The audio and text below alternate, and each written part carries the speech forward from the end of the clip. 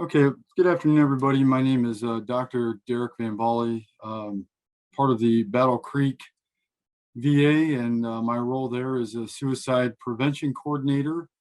We'll talk a little bit about that in just a second, but I'm also a member of the Michigan Army National Guard. My role there is I'm the state behavioral health officer, responsible for policy, fitness for duty evaluations for soldiers, and um, shaping how we do behavioral health evaluations across the state. I also work with Mercy Hospital in Muskegon, conducting evaluations in the emergency room. I also have a private practice here in the west side of the state, and I've been teaching at Grand Valley for about 10 years um, in various classes in the graduate level for social work. So, kind of a background of who I am and what I do. Um, Today, we're going to be looking at, oops, did that last time too. We're going to be looking at getting a general understanding of the scope of suicide in the United States, how to know, how to identify a veteran who may be at risk, and what to do when you identify a veteran at risk. The program is focused on preventing suicide attempts and saving lives that might otherwise be lost to suicide. The purpose is to train everyone to be, what they call the term a gatekeeper. It's really just, more of a facilitator, somebody to talk to veterans and kind of be there. And then the role of that person is to connect the veteran at risk for potential suicide with people who can help. So just a little bit about the suicide prevention team. We have about 400 suicide prevention coordinators nationwide. I'm one of 3 at the Battle Creek VA. I'm responsible for the Grand Rapids area, the Muskegon area, and up across the northern tier of our catchment area, which includes the Ludington, Big Rapids, Baldwin area. Other organizations tend to engage in what's called the Zero Suicide Initiative or something to that degree. And this program, the suicide prevention program, is really a strong initiative that the VA has in terms of data collection, programming, and the treatment and care for veterans who may be at risk for suicide. What we do at the local level is we do provide direct care for a lot of veterans who are assessed to be at high risk for suicide. We actually put a flag on their chart. So anybody that accessed the veterans chart, there's a big flash that comes on the chart. So everybody knows that this veteran has been flagged for being potentially at high risk. And what that means is they've actually had an attempt or they've had some sort of serious preparatory behavior, which means they had the intent to, take their life, but then something, either themselves or somebody else, interrupted. We also do a lot of outreach in the community, providing education and tracking to outside agencies. And we're in the process of hiring 2 full-time individuals, and that's going to be their mission. The VA, I don't know if you've worked with the VA for a long time, but if you have, we're taking a paradigm shift approach to how we do business. For a long time, the VA has kind of had a siloed approach. And what I mean by that is if you wanted assistance with veterans, you came to the VA. Well, things are different, and I'm going to talk about why they're different in just a little bit. But we've actually adopted what's called a public health approach to tackling suicide prevention. And in order to do that, we have to work hand in hand with our community partners. And part of that is through our suicide prevention team. So we have 2 dedicated community outreach social workers who will be coming on board here in just a couple months. And they'll be working on developing coalitions and partnerships and developing relationships that we've already established as part of the suicide prevention team. We're also responsible for monitoring and oversight implementation of suicide prevention strategies within the medical center to help ensure all appropriate measures are being taken to prevent suicide-related issues. So part of why we're able to do what we do is a lot of information and data gathering and program facilitation and management. And at the local level, at the hospital level, that's what myself and my team are responsible for doing. And a big portion of that comes through reporting and tracking. Anytime there's a suicide attempt and a completion, we're responsible for, we call it a forensic analysis.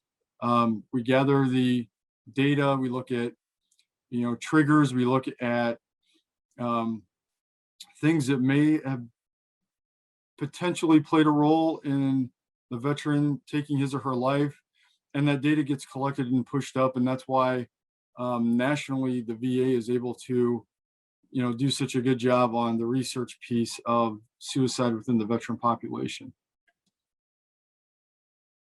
So the Veterans Crisis Line began in 2007, and it's a big piece of our suicide prevention model. Veteran Crisis Line responses have answered almost 5 million calls since its inception and held more than 585,000 online chats and 184,000 texts. Their efforts have have resulted in the dispatch of almost 197,000 times. What's interesting to know is when I used to go out and talk about the Veterans Crisis Line, I used to get the hell beat out of me because it used to be honestly a subpar mechanism to reach veterans who were suicidal. It used to be the Veterans Suicide Hotline, and veterans would complain that they'd get put on hold. There wouldn't be a timely response. And it was a little uncomfortable going out and speaking about it, and you have to absorb it, and it is what it is. Our leadership listened, and a lot of resources have been put in place to help grow the crisis line. In 2010, the name was changed to the crisis line. In 2011, a text option was added. In 2012, we increased our workforce by 50%. The original hub is up in New York. In 2017, they added one in Atlanta. And in 2018, they added one in Topeka, Kansas. And now, I'm pretty confident to say, now that I've learned a lot more about the crisis line since coming into this job and being there for a part of the changes, that they really do a good job of fielding and responding to calls. And you don't have to be the veteran in crisis to call the crisis line. You can be a friend, you can be a family member. This past weekend, I did a suicide presentation for my unit in Lansing at Joint Forces headquarters. You can be a service member in the Guard who has not been deployed, so you wouldn't necessarily qualify for VA services. You can call the crisis line. And here's a part that's not on the slide that I'm currently showing. We follow up locally. So myself or Jennifer Quinn or Lindsay Cord, our 3 suicide prevention coordinators, we call every veteran in our catchment area who calls the crisis line locally. And we do that to ensure a couple things. One, to make sure there's a warm handoff between talking to the crisis line respondent and actually getting hooked up with care, whatever that may look like. And for some folks who don't qualify for VA care, whether they're like a dishonorably discharged veteran or whatever the case may be, we also work with resources in the community. So it might be the Kent County Department of Veterans Affairs. We might turn and ask for the veteran to go there for resources. So, it just isn't for veterans in suicide who can turn to the crisis line. So I just want to make sure I get that out during this part of the presentation. So I'm going to kind of shift gears for just a tad, and we're going to talk about some specific facts related to suicide. The VA puts out reports related to suicide deaths. They've been compiling data for about 13 years. They track anything you can think of related to suicide deaths, and they look at it at the state level, federal level, to include all 50 states, Washington, D.C., Puerto Rico, and U.S. territories. And what's evolving is suicide is becoming more than just a veteran issue. It's a public health issue. The VA is turning into a leader in suicide prevention. I went to a training at Pine Rest. That was pre-COVID, so it's been a little while with that zero suicide prevention model. And we were doing just about everything that they were doing and then some, in terms of programming, treatment, reaching out to veterans slash patients. So, the VA gets beat up on for a lot of things they don't do well. But this is one arena, because I do work with the Zero Suicide Initiative. This is one arena that I would say we do this quite well. And the purpose of the VA SAVE training is to get the word out to our community partners, just like I'm doing today in this platform, to get it out so more than just staff and clinicians have some training tips and techniques to reach out if they see somebody potentially might be having an issue or problem. So just to go off that, suicide is a national issue with rising rates. Suicide rates are higher and rising faster among veterans than non-veterans. Societal factors are playing a role. We're just seeing this now. So we're a year and some change into COVID.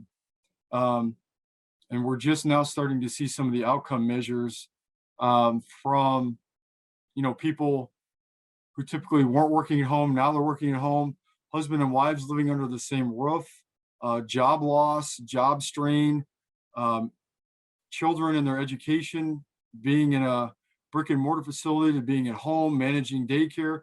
A lot of different stressors have been put on not only veterans and their family members, but society as a whole due to COVID-19 restrictions. And we're seeing that playing out.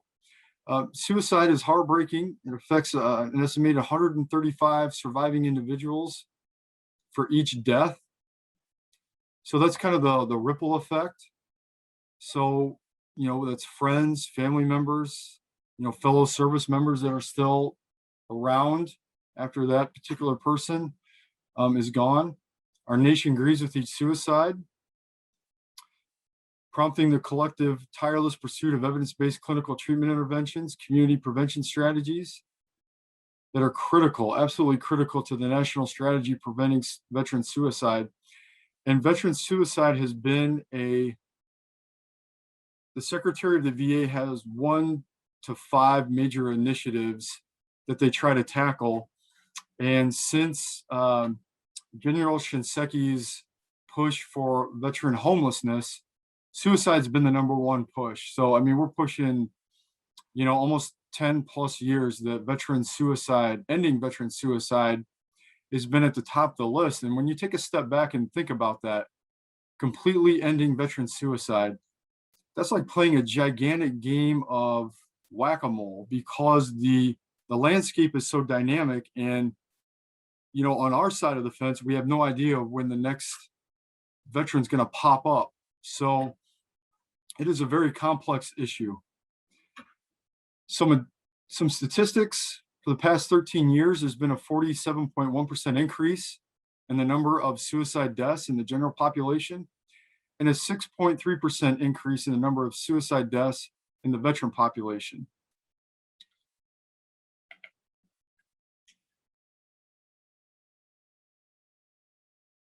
So there's been more than 46,000 US deaths from suicide per year among the general population. Suicide is the 10th leading cause of death in the US, and it is the only one out of the top 10 that is increasing. All the other ones are decreasing. I think that's kind of interesting and unique. More than 16,000 US deaths are from homicide each year. That's 1/3 of the number of annual suicides. And homicide is the 15th leading cause of death in the United States. So every 12.3 minutes, somebody dies by suicide. So we are roughly getting to about that point in this presentation. So if you kind of take a step back and think about that, we're just about at the point where somebody has taken their life at this point in the presentation. It's estimated that close to 1 million people make a suicide attempt each year. That's an attempt every 35 seconds. That's pretty dramatic. And gender disparities. Women attempt 3 times more often than men, but men die by suicide 4 times more often than women. And that is contributed to the means. Men are usually more violent in their means, usually by firearms, than women. Women usually use more passive means of overdosing or things of that nature. But some statistics came out in 2019 that are disturbing. And those statistics indicate that firearms and poisoning are now the number 1 and 2 causes of suicides for females. So they overjumped overdosing and are now number 1 and number 2. And that is where I sit and what I do. That is now frightening because we try to look for predictive factors, and now there's a new confounding variable on the plate, and it just kind of throws everything up in the air.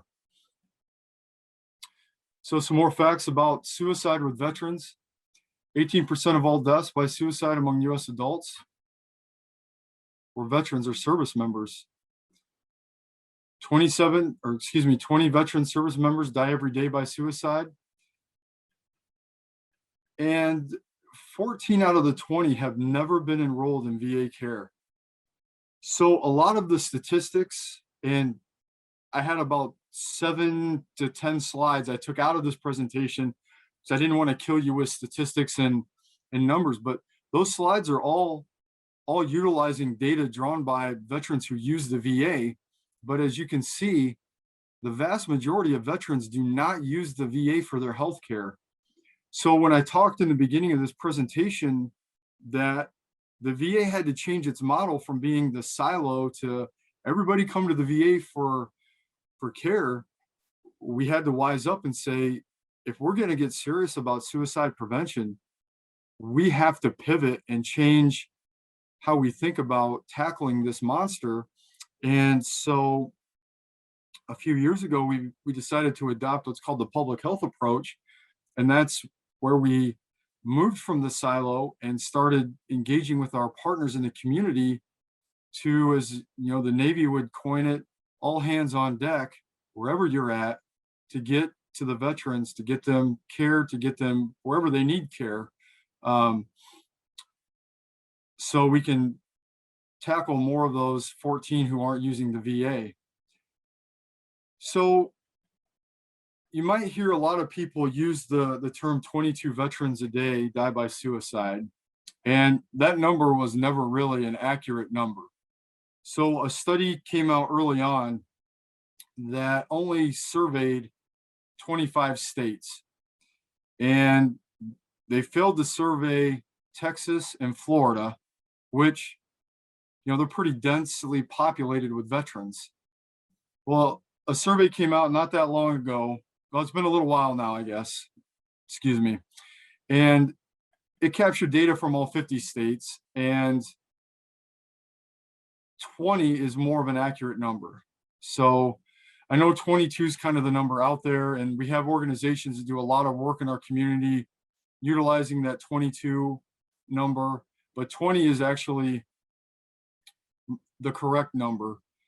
But to get a little bit more specific, and I might regret this because it gets a little muddy, but even when you hear the number 20 for veterans passing away from suicide, this includes both veterans and current service members. When just talking about the VA's definition of a veteran, for pure statistic purposes, that means those veterans who have served, that means those Guard and reservists who have been on Title 10 orders. That means they've been actively federally deployed, either in the United States or overseas. What it doesn't take into account are Guard and reservists who have not been federally deployed. So when we weigh the numbers, it actually comes out to about 17.6 veterans a day. So, you know, not to not to dive deep into the numbers, but 20 is the number that we typically go off of in the VA, but really the more accurate number is 17.6.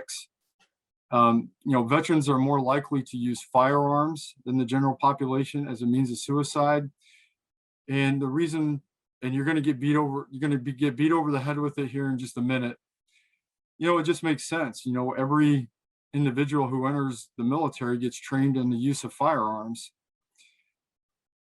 And 25% of veteran suicides have a history of previous attempts. So like I mentioned before, it's a really complex issue, but it's absolutely preventable. It takes a village, it takes a grouping to work with people to conquer this. And, at the VA, we use the term suicide prevention as everyone's business. That's why we take a lot of time and effort to train our support staff. Before COVID hit, I would train our volunteers. That way, everybody, at the VA is aware, is knowledgeable on, how to deal and handle with somebody who may be suicidal. And the thought process behind that is really quite simple. One, it's really kind of a military model. In the military, you don't wait to go to a war to figure out how to fight. You train and you do all the preparatory stuff before you go. And, when I talk to the volunteers, God love them, they're there at the Wyoming VA, and they're the first people that veterans see when they walk in. Well, before COVID, now it's the COVID screeners, but they were the ones that would hand out donuts and coffee and help veterans with, directions on where they can go in the facility. But you never know if you're going to be that person that the veteran feels comfortable enough opening up to talk about their problems, which may include having feelings of wanting to end their life. And you got to be ready to handle that. So this is kind of where we're coming at with the, suicide is everybody's business, and we got to be ready to handle talking about it if and when it comes up. So looking at some risk and protective factors. Risk factors are merely characteristics associated with increased likelihood for suicide behavior. By no means is this an exhaustive list, but prior suicide attempt increases a factor. Having mental health issues, substance abuse, that's drug or alcohol, access to lethal means, and lethal means are firearms, pills, rope to hang yourself, those would constitute lethal means. A recent loss, that could be death of a friend or family member, death of a pet. What we're finding now, veterans get service dogs and emotional support pets, and they are connected to those like a battle buddy. And when they pass, it's a significant loss. Legal or financial challenges, relationship issues, unemployment, and homelessness. And then on the other side, we have some protective factors. These are some, characteristics associated with the decreased likelihood of suicide behavior. And the research bears out that access to mental health care decreases the likelihood that somebody's going to take their own life. A sense of connectedness, problem-solving skills, sense of spirituality, mission or purpose, physical health, employment, social and emotional well-being. People ask me sometimes, why is physical health on that list? Well, it doesn't take long working with the veteran population to know that chronic pain is a significant factor. And I counsel folks all the time, veterans all the time, for mental health related issues, but being able to manage the physical issues, being deployed to Iraq and Afghanistan, being deployed to Vietnam, Korea, takes a toll on your body. For Iraqi and Afghanistan veterans, your knees and your back are going to take a pounding. And so being able to manage, for the Vietnam veterans, managing perhaps side effects from Agent Orange exposure. So it's really being able to manage that physical health also. So some key data points. The rate of suicide was 2.2 times higher among female veterans compared to non-veteran adult women. The suicide rate was 1.3 times higher among male veterans compared with the non-veteran counterparts. Male veterans ages 18 to 34 experienced the highest rates of suicide. So this is an up and coming trend. So they have the highest rate, which means they're dying by suicide more frequently. However, male veterans ages 55 and older had the highest count. So the 18 to 34 have the highest rate. Veterans ages 55 and older had the highest count. That's just because there's more of that population currently. And then what it has to do with the method that's most used, almost 70% of male veterans die by firearms. You know, this has stayed consistent since I've been with the VA. You know, and firearms are used for 41.9% of female suicide deaths. So even though it's quite a bit lower, you know, the percentage has increased, over the past few years. So just some other data we're going to go over quickly. The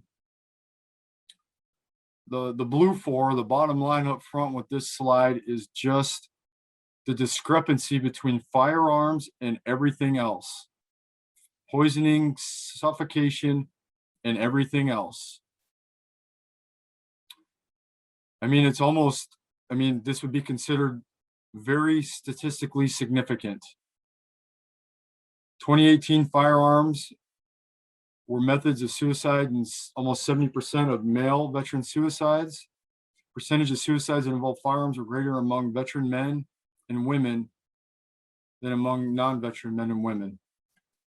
So this next slide is just kind of a different take on the same information. So if you just take a step back and think about this for a second, we got 20 veterans or 17.6, however you want to shake that stick. If we could just take that 68% and knock it down to 60 or 58, what do you think that would do to the amount of veterans killing themselves every day? That would be significant. So getting into the weeds and taking a look at the methods, you know, give us some hope that if we pin our ears back and we attack and we get aggressive in our messaging, we can find a way to reduce the number of suicides. However, and I don't know if you guys, you know, I know Bill has his own practice, but I know as soon as you start talking to veterans or soldiers or service members about firearm reduction, they don't hear firearm reduction. They hear, hey, you're going to take away my weapons. And that's not the case. Firearm reduction is using gun locks, using gun safes, storing ammunition separately from where you store the firearm. You know, I work up in, you know, Kent County, Muskegon County, Oceana, and Mason County, working with local law enforcement agencies that if there's a veteran going through a rough time, seeing if they can store the firearms with the local law enforcement until the veteran can kind of get through it. So it's not talking about the permanent removal of firearms. It's talking about the space between when the veteran is going through some stuff and the time it takes to use something that they can't undo, whatever it is they're going through. And this next slide I'm going to show you gives you a really good depiction of what I'm talking about. In less than 5 minutes, 24% will kill themselves. 48% in less than 20 minutes. And within 1 hour, 71%. So this really drives home two things. One, lethal means safety is probably one of the most significant factors we have in suicide prevention.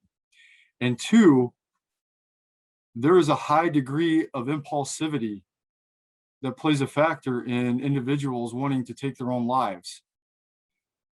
And this is where I talk about that space between.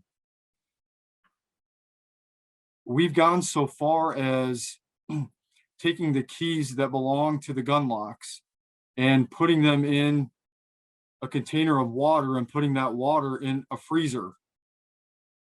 You know, whatever it takes to make it more difficult for the veteran to gain access to that lethal means. You know, if it's pills, you got a puncher's chance to get them to emergency services to get their stomach pumped. If it's a cut, you've got a chance to sustain the bleeding, stop the bleeding, to get them to emergency care where they can be treated. But you pull that trigger, and anybody in the audience here that served in the military or actively uses firearms, it's this. That's all you got. I mean, that's not even a second, and it changes the whole landscape. I have veterans' permission to use this story. This actually happened to me at a conference a few years ago. It was actually the recon event that happens in Muskegon. And it was a veteran that was at that conference. And he got up and he told his story right in the middle of my suicide prevention briefing, which was a damn better story than anything I was presenting on. He got up in the morning and he was having a great day. By 9 o'clock, he started to feel down. By 9:05, he started walking by his gun cabinet. By 9:10, he started thinking about maybe it'd be better if he wasn't around. By 9:15, he thought it might be better if he blew his brains out. By 9:17, he took his pistol out of his gun cabinet and pulled the trigger. Thank God there was some kind of pullback or ricochet when he did so, and it went out the side of his head instead of straight through the back of his brain, and he didn't kill himself. But that's how fast and how lethal firearms are. So we are spending a little bit more time than some other presentations that I give talking about lethal means reduction, firearm safety, and the impact that firearms have. And it really comes down to that space between. So limiting access to lethal means, it just flat out reduces suicide. It's borne out in the research, in the evidence-based studies that have been done. The research also concludes that making one form of suicide less convenient does not usually lead people to find another method. Some people will. Those people are considered outliers. But most people, once they find a way, it's a cognitive distortion. It's like tunnel vision. They get fixated on that way. So if a person is going to hang themselves, they get fixated on that's the way they're going to do it. So it's not like they jump around from hanging themselves to going past superficial cutting to blowing their brains out. They usually get a singular way, and that's the way. So this was borne out in a couple of major studies. One was coal gas in the UK. That one's kind of interesting. So you've heard the phrase, I'm just going to stick my head in the oven. Well, that's because in the UK, back in the day, I think it was back in the 40s and 50s, they used coal in their ovens. So it was a lethal means. And when they went to replace the coal with gas, it no longer became as lethal. And by proxy, killing yourself by that method dropped dramatically. A more prevalent study, and kind of one that's more of a sentinel event, has to do with the Golden Gate Bridge out in San Francisco. It's considered, even to this day, kind of a hot spot. About 1,600 or so people have, come to their death by jumping off the bridge since it opened in 1937. And although they've begun construction on a safety net and barrier, calls for anti-suicidal, barricades went unheeded for decades, simply because two real reasons, honestly. One, aesthetics. You look at the Golden Gate Bridge and you got this gaudy net. Well, it looks like crap, and people don't want their Golden Gate Bridge marred by a net. And two, it was just what I mentioned. People thought that they would just go somewhere else. So why put the net up? People just go someplace else to do it. Well, in 1978, a guy named Richard Seaton conducted a study with about 515 people who survived the jump and followed them for about 25 years. And what he found is like about 94% of those people were still alive, and they died from other causes than suicide. So the findings in the research conclude that suicidal behavior is crisis oriented and acute. The 90% of the people who attempt suicide, who survive it, they don't do it again. We think this is because the crisis arises, they resolve quickly, if they get help, and they go on about their lives. So what does this mean for us? It means suicide is preventable. Perhaps in many cases, it's easily preventable with a little interest and intervention. It also is important to dispel myths that continue to persist and limit us from taking life-saving interest in others. So this is a slide that, before we get into a few other things.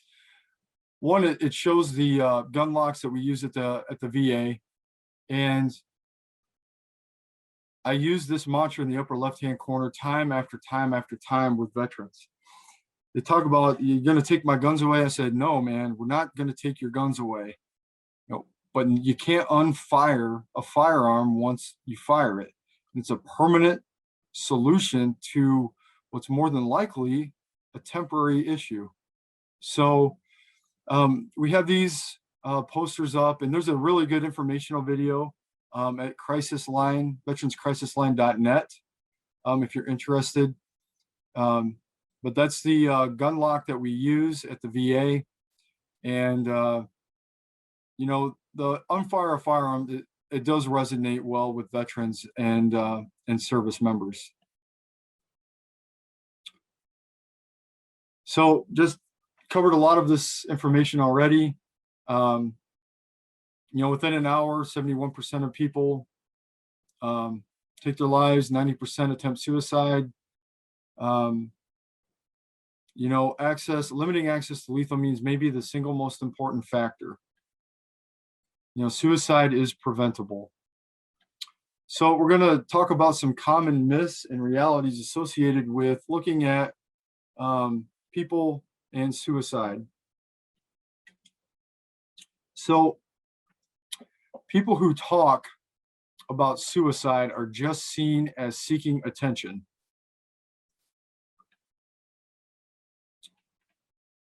That's a myth. The reality is, no matter how casually or jokingly said, suicidal threats should never be ignored. They may indicate serious suicidal feelings. Someone who talks about suicide provides others with an opportunity to intervene. And the other thing that I'll throw in there, it may not apply, it may apply.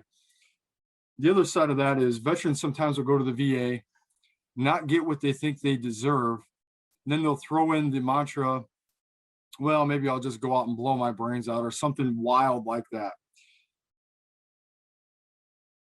99 times out of 100, 999 times out of 1,000, they're just blowing smoke. But I usually get a call and I intervene and I'll say, Mr. Smith, Mr. Jones, I understand you're upset, but we take suicide seriously here. And when you use that kind of verbiage, I'm going to take you at your word. I'm going to take you that you're serious about killing. And they will backpedal like they're getting ready for the NFL draft because they don't really mean it. But you got to hold them accountable for their words, because words are important and words mean something. So whether they're joking or whether they're, using it to try to seek attention, it's never a good idea to just kind of take it as a joke, or just, if it's the veteran who just uses it because they're upset. I mean, you can take it as a joke, but I take it seriously every time, because you never know. And then it's that one freaking time where they they follow through with it, and you got to live with that for the rest of your life. And I might be just in a little bit different position because I deal with suicidal veterans every day. And, between the beginning of last week and today, we've had 3 completed suicides, and they're all freaking kids, 25 and younger. It just, you do not want to be on the side where you wish you could have. You don't want that survivor's guilt. So, if you work with veterans a lot, and I know you do because you're here, if you hear something come out of somebody's mouth regarding suicide, take them seriously, please. Another myth. The only one that can really help someone who is in suicidal ideation or has suicidal ideation is a mental health therapist or counselor. No way. That's part of what we're doing here today. This statement that's about ready to come out of my mouth is not endorsed by the VA. It's not endorsed by the military, actually, either, but I said the same thing on Sunday. If this problem is ever going to get fixed, it is never going to get fixed from the top down. It's just not. If we're going to fix the problem of suicide, it's got to be fixed with a bottom-up approach. And what I mean by that is friends looking out for friends, buddies looking out for buddies, coworkers looking out for coworkers. So it's a bottom-up approach with some top-down tools and implementations. Oftentimes we just look for the top down to fix all of our problems. And I've just been doing this too long. I've been in mental health for too long that the top down approach is not going to fix it. So that's why we're out here providing training. So if you see signs and symptoms of somebody who may be leaning down that road to ending their life, you know how to act and take action appropriately. And that's what we're going to talk about now is at the VA, we use SAVE training. I know there's QPR or QRP or whatever it's called. And if you have that training, that's great. It's good training. We use ACE training in the VA. And this is just another form of being able to talk, communicate, and get somebody who might have some issues or concerns the help they need. So it's an acronym for the signs: asking the question, validating, and encouraging and expediting to get help. So SAVE. So the S is the signs. So you got to learn to recognize the warning signs: hopelessness, anxiety, agitation, sleeplessness, or mood swings, feeling like there's no reason to live, rage or anger, engaging in risky activities without thinking, increasing alcohol or drug use, withdrawing from friends or family. And there's one that's not up there that probably should be up there. Sometimes when people make the decisions they're going to end their life, they get exceedingly happy. Their mood gets light. One thing that I add to this that's not in here is if you notice behaviors or signs that are different than how the person normally acts, that should be a red flag indicator to check in with that person. So if they're normally kind of an a-hole and they're not acting like that, well, one, that's awesome.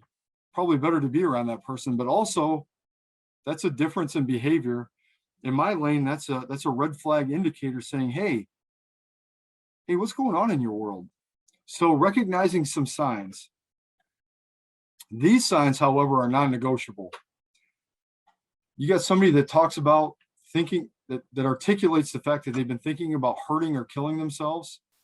They've been looking for ways to die, talking about death, dying, or suicide, self-destructive or risk-taking behavior, especially when it involves alcohol, drugs, or weapons. You've got somebody that's going down that, it's time to move into the action phase where you start seeking some sort of help for these individuals. And if you don't take anything else out of my presentation today, it's this one right here, the A. Know how to ask the most important question of all.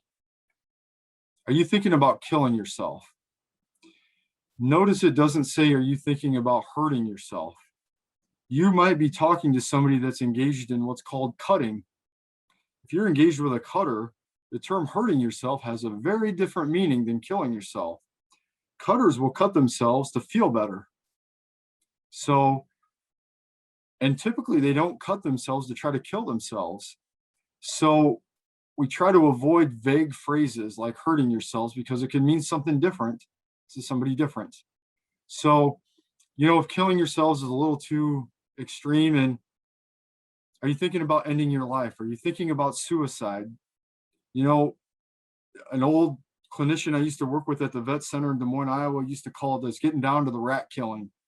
You got to be able to get down to the rat killing and ask the questions that get down to the heart of the matter. And this is one of them.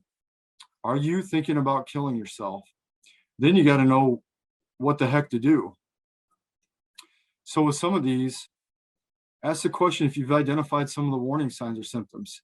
If your gut's telling you that you should probably ask the question, doggone it, ask the question. Because what you don't want to do is you feel like you've seen some of the signs or symptoms, feel like you should ask the question. You're scared, so you don't ask the question. And then the person goes off and kills themselves.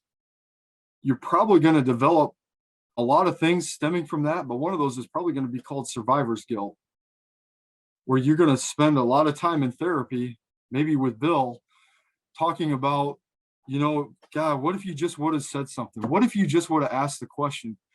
And I'm going to tell you from counseling combat veterans for quite a while, survivor's guilt is no joke. It eats up more people, or as many people as I've counseled, as actually killing people in combat. Because that pain of just the woulda, coulda, shouldas is so real and intense that if you have the opportunity of not putting yourself in that position, don't do it. So if you recognize some signs and symptoms and your gut's telling you to pull the trigger on asking the question, do it. And then be able to ask the question in a natural way that flows with the conversation. And that might require some practice. So some things that you don't want to do. I call this the double-barreled shotgun. Don't ask the double negative. You aren't thinking of killing yourself, are you? Believe it or not, I have to give this one to like primary care providers. No knock if you're a primary care provider, but in my line of work, primary care providers, they get a little antsy when veterans start to get suicidal because they want to pass them over to mental health providers like a hot potato. So if the veteran indicates they're suicidal while they have the veteran in their presence, now they have to deal with it. So if they can get a no, they can kind of move them on to mental health where they can hopefully extrapolate a yes.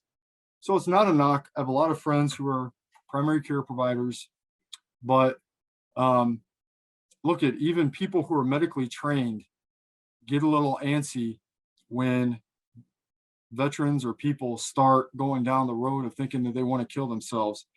I mean, yesterday I had to do a double barrel crisis intervention. So I'm reaching out to talk to a veteran, and I'm also reaching out and talking to a provider because they're getting scared crapless because they don't know what to do. So even medically trained people can get scared. So this training works for people who have a lot of letters after their names, who have a lot of training on a lot of different areas, to the volunteers that offer veterans coffee and donuts. So knowing not what to say is just as important as knowing what to say. Validate the veteran's experience, being able to talk openly, being able to listen and allow the veteran to express his or her feelings. Recognize the situation serious. This is something that I say that I'm not indicating or endorsing that you all say. But if you're a veteran yourself, or you work around the veteran population long enough, you could probably give me an amen or raise your hand that what I'm telling you is probably the gospel truth. Our world is full of problem identifiers, but not so much problem solvers. The military does a really good job of breeding problem solvers. So when I got a veteran that's willing to open up and talk to me, and they tell me that they have some suicidal ideation, I validate it. I say, Bill, of course you would. You're getting ready to go through a divorce. your finances are in the garbage, you got all this stuff going on. I would expect that would be a line of thinking.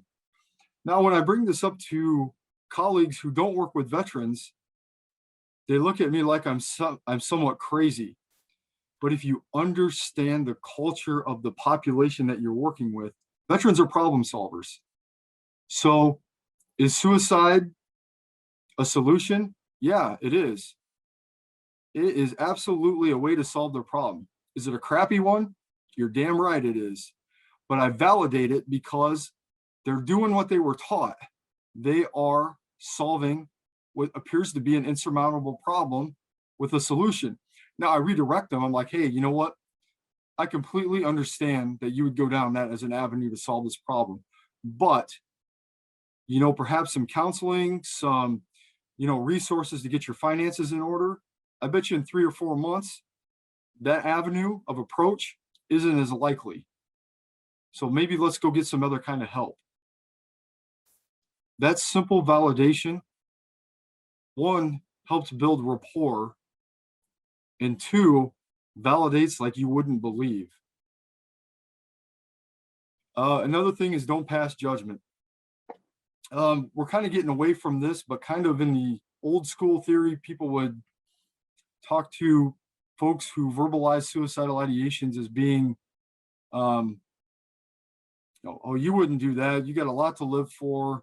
That's a dumb idea. Why the hell would you do that? That not a good idea. If somebody's willing to open up to you about what's going on between their ears, and that involves thinking of ending your life, you should feel honored. You probably are the first or second person that they're telling that to. So don't take that lightly. And God forbid, don't pass judgment on them. And reassure the veteran that help is available. And there are more resources now, both in the community and, at the VA than in any other time. So encourage treatment and expedite getting help. So what should you do if you think somebody's suicidal? Going back to the survivor's guilt, don't keep it a secret. Do not keep it a secret. You promise that you're not going to tell, and that person ends up killing themselves. Walk down that road for about 20 seconds on how you would feel for the rest of your life holding on to that secret. In my job as a behavioral health officer for the Guard, I had to pull the trigger on a wellness check. What is it, a Thursday? Private practice on Tuesday. So Tuesday night, I had to pull one at 11:30 on Tuesday night. And, part of it was I had to disclose somebody's secret. And I say, you know what? You being vertical and being pissed off at me, I can live with that. You being horizontal in a box and I have to deal with that, that's a no-go. So you guys can work it out.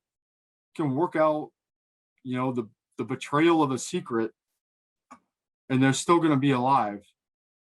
But don't let them use the holding on to of a secret as negotiation. Because I'm going to tell you, the pain that you will live with if they follow through with that suicide is a bridge you do not want to cross. Don't leave them alone. Try to get the person to seek immediate help. You can call 911. You can always call the crisis line, and the crisis line will assist in getting emergency responders to the scene. We use them at the VA quite a bit, especially in the virtual world that we are now working in. So if you've got a veteran that you're concerned about, and they're articulating that they think that their life is over, you can call the crisis line. The crisis line will do their best to reach out to local first responders, law enforcement. They'll send law enforcement to the veteran's last known location or last ping of their phone, and then work to get that veteran to a place where they can get assessed and possibly treated.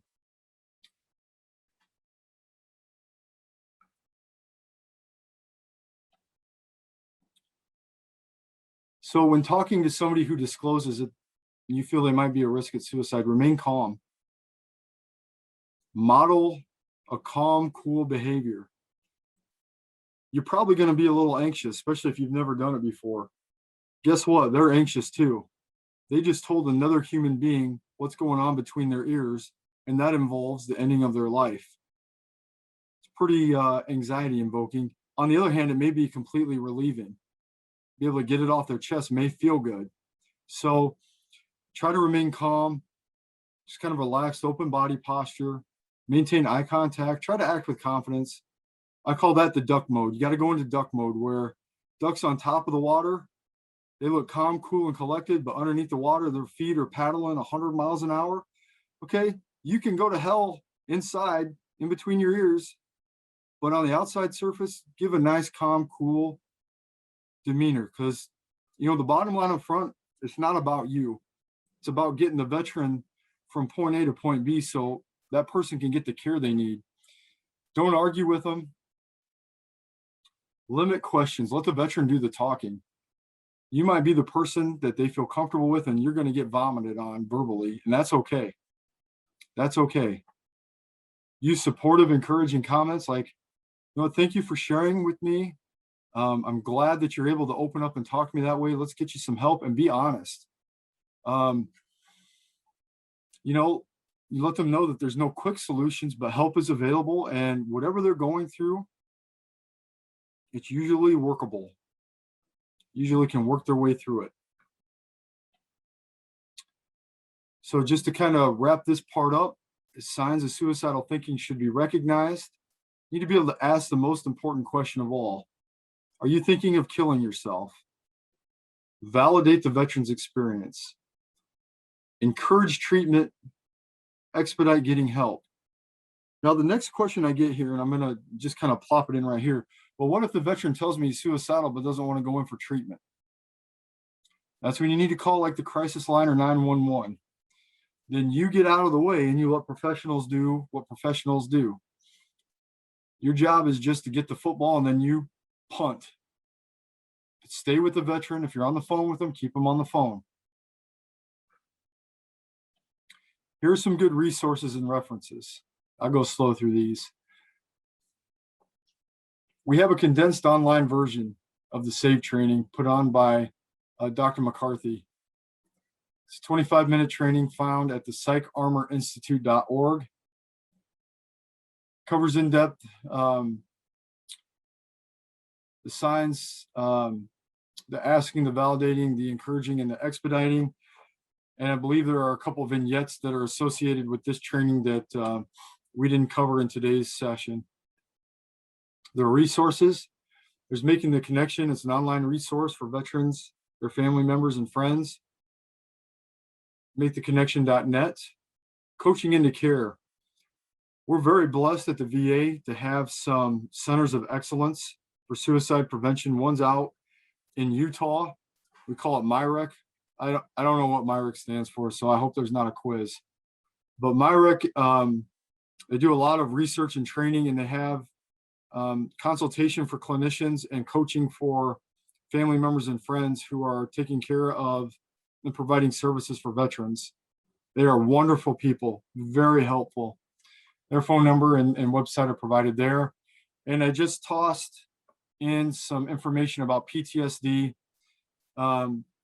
Oftentimes, PTSD associated with some type of suicidal talk. And I'm including it here just because, one, we have PTSD specialists, and we do have it at our Battle Creek VA. And two, oftentimes, the PTSD component is a factor, just because of the population that we work with in, suicide and suicide prevention. The PTSD Coach app, it's a free download. It's a wonderful resource. We give it out all the time. We give it out as homework. If you got a veteran that, actually I used to give this out a lot for veterans to use when they have to wait in line for a long time, like at Subway, and they start to get itchy and antsy and pissed off. Open up the app. There's a PTSD coach that will put them through a brief session of guided meditation while they're waiting in line. So when they get up and place their order, they're not ripping the head off of the sandwich artist at Subway.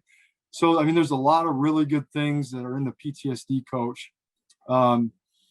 So, you can feel free to use that and share that one with veterans that you work with.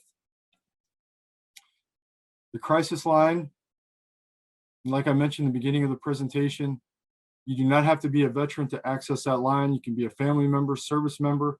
You can also be in the Guard and Reserves that have not deployed on Title 10 orders. That means been on federally activated orders, friends.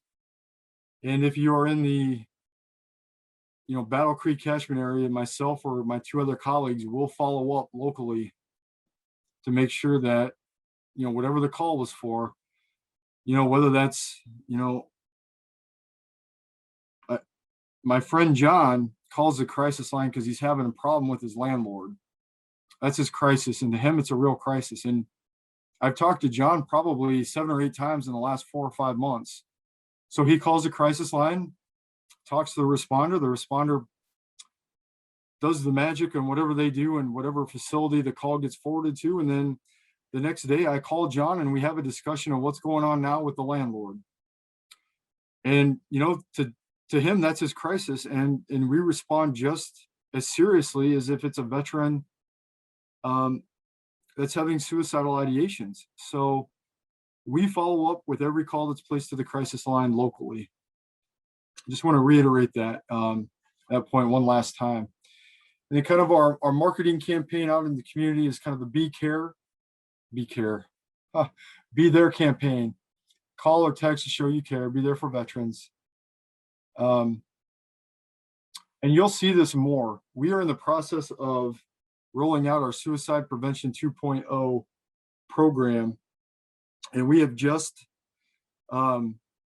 we're just in the process of hiring 2 social workers, and their job is going to be exclusively rolling out in the community, putting on trainings like this, and building coalitions with our partners in the community to help engage and help reach those 14 veterans who are dying by suicide.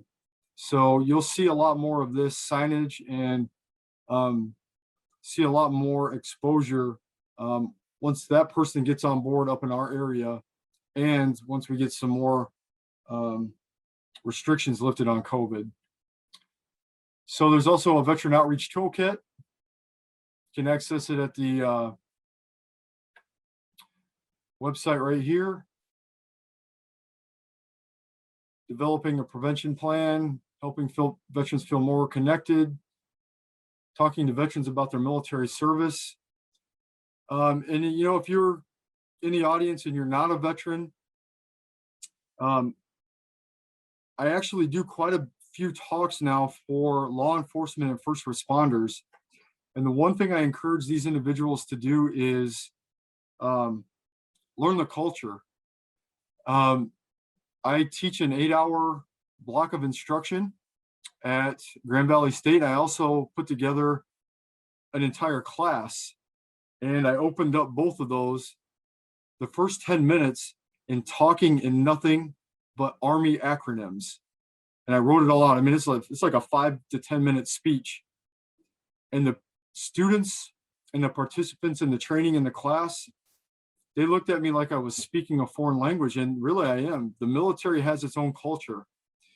And if you can speak that culture and understand that culture even a little bit, you'll be able to build rapport and develop that little connection that maybe is just enough that veteran will be willing to talk to you about hard stuff. And that may be all it takes to save their life. And there's a community provider toolkit.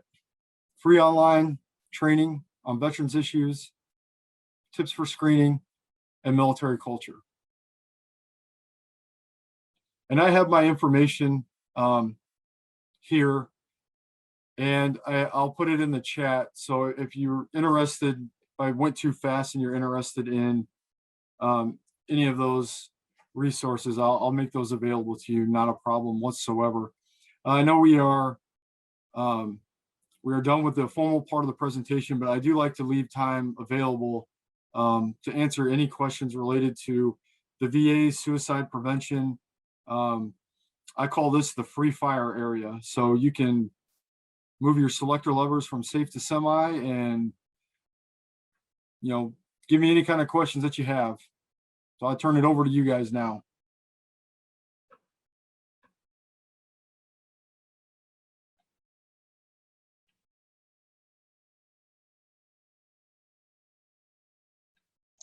Yeah, Derek, I'll ask a question because I have a client right now. Actually, he's been with me for a couple of years, and he was an Agent Orange Vietnam veteran, and he's being seen by the VA for a lot of different services. He's got a lot of health issues, but it was kind of interesting because he called me a couple of years ago, and I asked him where he got my phone number from, and he said, "Well, I got it from from the crisis center at the VA." Now, I've been doing work with the Given Hour program. Yep. And I don't know whether people are familiar with that, but it's about the last 7 or 8 years.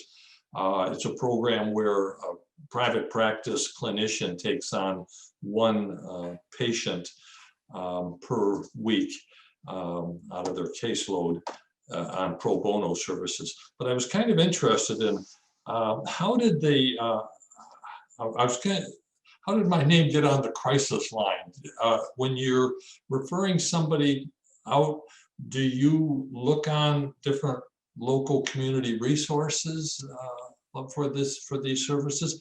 I should also add, he also has a substance abuse counselor from the VA. He's had 4 or 5 in the 2 years. Seems to be getting a number of these folks who are in internships. So I've been the one constant in his life, and he's lost his DUIs, he's lost his driver's license, so he spends a lot of time at home.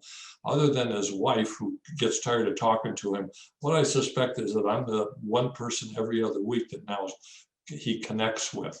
He is off of, he's no longer drinking, but I was curious in terms of, do you or does the crisis line at the VA look for private practitioners in the community, or how did he wind up calling me? That's a really good question, and I don't have a really good answer. The national number. So when a veteran calls the crisis line, when they call the national number, that will come to us. So I don't know if somebody who fielded that call locally referred them to you. So if somebody comes to me and, there are times where, you touched on something that's been an issue at the VA. It's a carousel of clinicians. We go through them frequently, and some veterans just come in and they don't want the VA for their mental health care. So then it becomes, okay, well, for me personally, okay, who do I know? Who do I know in the community that is a resource that can take them, and is a resource that will take their insurance, or is a resource that will maybe work with them on a sliding scale? So sometimes it's that. Sometimes I will reach out to the Kent County Department of Veterans Affairs, the Muskegon County Department of Veterans Affairs, and ask for help in trying to get a veteran placed in the community with a provider for mental health. So it really depends on the veteran and the situation. Well, thank you. Well, in other cases where other individuals have called me, there is a link, or somebody just posted a link to the Given Hour program. And what I've said to people is that if you have trouble, I can't see you. I'm really at my limit at this point, but I can help you find a clinician. And in a couple of cases, this is pre-COVID, I had people call me like from Midland, Mount Pleasant, some of these far northern communities that I knew, them driving to Grand Rapids for treatment wasn't going to work. Because statistics are about 50% of the people that reach out for mental health services do not follow up after the first visit. And so I knew that it had to be convenient. If these folks are going to really get into treatment to deal with their issue, it has to be within probably a 10 or 15-minute drive to their house. Yeah, and that's another thing with, a few years ago with, the veterans waiting in line in Arizona for care and dying. And, that sent shockwaves through the VA and being a federal organization, something happens in Arizona, we see the ramifications up here. And even though we didn't have, wait lists or, we got looked at by JACO and IG, just like every other VA across all 50 states. There was some good that came out of that. And that good was allowing veterans to go out in the community and seek treatment through the community engagement. It used to be the Veterans Choice Program. Now it's the community engagement. And, I live in Oceana County. So it's not a good drive. It's a 30-minute drive to go to a remote outpatient clinic in Muskegon. That's not a good drive for minuscule services. So that really opened up the opportunity for veterans in, as you mentioned, rural areas, northern areas, to get some of those services that, when I moved to Michigan from Iowa in 2006, there was nothing. It was Grand Rapids had some stuff. They were still over on Coit, but you pretty much had to go to Battle Creek for mental health stuff. And then you're going to Detroit and Ann Arbor for just about everything else. So the good news is the landscape has changed. And now, providers like you in the community have an opportunity to treat veterans that don't want to go to the VA, and that's completely okay. Yeah. Yeah. Good point, Bill. Thank you. And Derek, we have a couple other questions in here. The first one was asking, is any of the information from this PowerPoint in your presentation proprietary, or can that information be shared? Yeah, it can be shared. Yeah, I took it from somebody else, so if it's proprietary, I'm in trouble. Well, there you go. And then the second one, going off that, Belinda asked a question. She works with veterans. How can she get training for this? So you can go to the Psych Armor website, and I'll make that, I'll find that and make that, put that in the chat box and get on my other monitor here. Let me get down here. So you go to the Psych Armor website and kind of go through the training again. But really, I mean, the training is basically listening, being able to absorb signs that are out of character for the person that you know. I spent most of my career doing counseling with combat veterans, and in the group, did a lot of group work with Vietnam veterans. And once a month, we do check-ins. And I'd say, damn it, guys, you got to know each other well enough to know that if somebody is not doing well, you got to be able to pick up on what's not right. So I see you guys once a week, but the camaraderie with that group was such that they were hanging out outside of our group time, and they were going out for breakfast, and they were hanging out. And I said, look, you guys have to know. So the training isn't complicated. It's okay. Are they drinking more? Are they isolating more? Are you looking for discrepancies in normal behavior? And then, okay, what do you do about it? You ask the question. And that, if you've never done that before, it's scary. It can be scary to ask that question. And then the next step is, okay, if they say yes, well, what do? You get them help.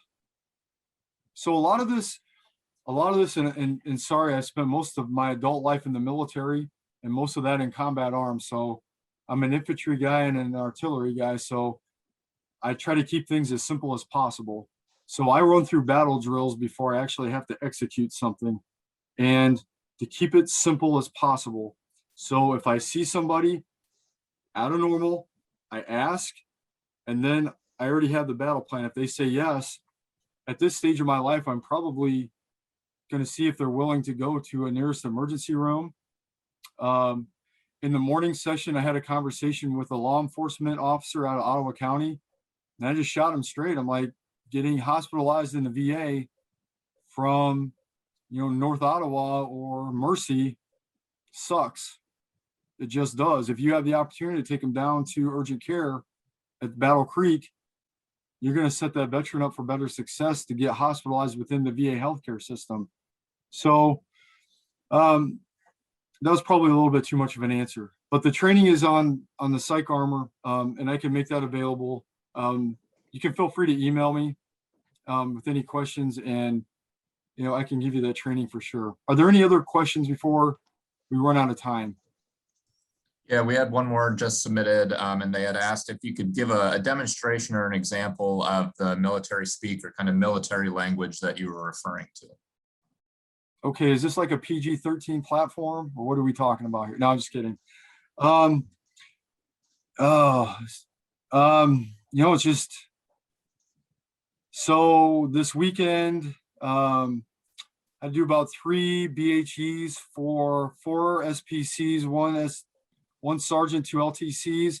I had a briefing with my CO about an LT who went AWOL. I mean, you kind of understand what that is, but I mean, it's taking acronyms, forming them together, and it's how we talk. If I can find the vignette I used, I can email that to you. I have no problem doing that. But it is a culture shock. When I taught the class at Granville, I said I haven't taught it for about a year. The students, graduate level students, they think of culture in terms of ethnicity, race, geographical differences. But when I came in there and I started talking, they were completely dumbfounded. So, sorry for putting me on the spot with the short spiel, but just breaking down acronyms and using that talk. And, there are times now I'm getting so damn old that I go back into the infantry and artillery. I'm in mental health now in the military, that they're using verbiage that I have no idea what they're talking about. I have to ask. I'm like, whoa, what did you just say? And I don't know what that means anymore, because terms change over time. So I'm even getting a little bit rusty in the terms that the young folks are using.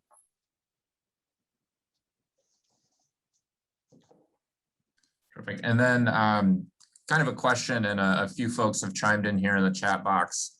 Belinda had the question, or kind of a statement, and kind of asks a question here. It's my understanding that the Holland Hospital is one of the best in West Michigan regarding their psych ward and helping mental illness. Would that be accurate to say that it is probably one of the better ones for a psych ward? And is there enough resources for mental health in West Michigan? And a few of the comments that have added on to that, Melissa said Forest View Psychiatric Hospital in Grand Rapids and Pine Rest as well. So I guess just your quick thoughts on that. All right. What hospital? I didn't hear what Holland Hospital was the one Holland? mentioned. It was not the best, but one of the fewest. I'm sorry, I didn't mean best. I meant fewest of hospitals for helping people with mental illness, or if they're considering suicide ideation. Sorry. Actually, in West Michigan, we have some really good facilities. I'm not overly familiar with Holland Hospital. I am familiar with Forest View and Pine Rest, and they do a phenomenal job. There's also Hackley Behavioral Health in Muskegon. But at the VA, it's not always easy to get folks into those facilities, because there's a misnomer that the VA is a insurance provider. They're not. They're a healthcare provider. And Veterans get confused. I get calls from my colleagues at Mercy trying to get veterans placed into like Pine Rest. And I explained to my colleagues that, okay, it's like you as a Mercy hospital trying to put the veteran into Pine Rest and the veteran saying, well, Mercy's going to pay for it. Well, it doesn't work that way. Now, some veterans have benefits because they're service connected that the VA will probably pay for it, but it's not an apples to apples comparison. But to answer your question specifically, that we do have some really good psychiatric hospitals here on the west side of the state. And there was another question. No, it was just a few other folks had commented and said we also have Forest View Psychiatric Hospital in Grand Rapids and Pine Rest as well. Yep. So just I want to throw in a quick note to everybody. Thank you for coming to this session. Please remember to take that survey after the session ends and after we have our closing remarks in just a few moments here. It is required for the CEUs. Okay. Well, thank you everybody for your participation, and appreciated presenting to you today. So if you have any questions or concerns, feel free to shoot me an email. I'll try to get back to you as soon as possible. And again, thank you so much for your time today. Thank you, Derek.